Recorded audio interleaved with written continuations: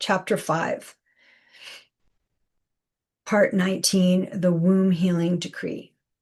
So what is seer work? So I call myself a seer, but what am I talking about? So as a seer, we're looking for installations, overlays, interference. Yes, sometimes it can look like a monster, an entity, but who cares, right? They just use that to like frighten people so that people don't look inside. But we're looking for the installations, the overlays, the interference. So the monster and the entity is the distraction, right? So that you don't look and there's this, oh, fear. So the installation is the mechanisms of interference. And this is the paradigm shift is seeing it as an installation, not as an entity. So seer work is directly connected to source, no intermediaries, and it's through the heart. So guidance arises in conscious presence with your higher self, only source aligned with the highest consciousness of unconditional love. And unconditional love is the highest because it is a love without conditions.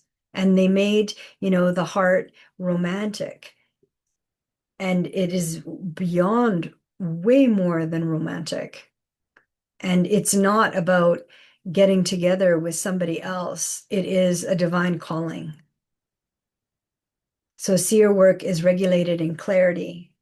It's more stable. It's like an orientation and an integration because the body needs to agree. The body needs to say yes. So everything in seer work is verified by the body. The body is the compass and the body is the golden key. So you'll perceive, you're going to adjust, you're going to feel things integrate into the body, and you're also going to feel it when things move out of the body. And then you're like, well, I don't feel anything with my body.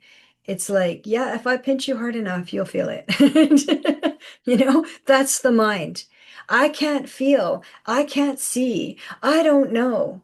Those are all your senses that are source emanated gifts that are natural. And then based on what is happening in 3D, those get shut down at different ages based on survival. Right. So the confirmation always comes from the body. And then as with seer work, we're seeing the current situation, but we're also sensing and seeing what is the cleanest path forward. Like your higher self is bringing the guidance in for the clearest, fastest path forward. And then checks on the body, checks on the nervous system.